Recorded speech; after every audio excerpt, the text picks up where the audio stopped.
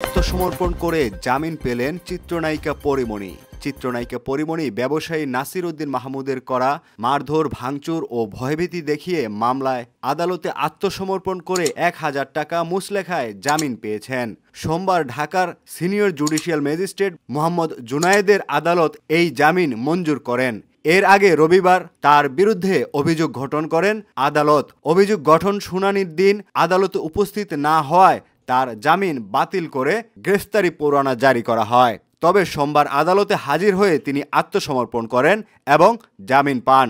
২০২১ সালের ৬ জুলাই ব্যবসায়ী নাসির উদ্দিন মাহমুদ পরীমণি সহ আরও ২ জনের বিরুদ্ধে মামলা করেন।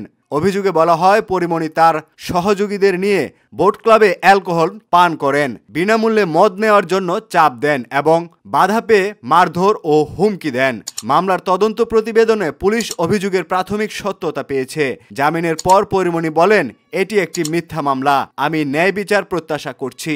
আদালত আগামী ২০ মার্চ এই মামলার সাক্ষ্য গ্রহণের তারিখ ধার্য করেছেন। সিবিসি বাংলা বার্তা কক্ষ।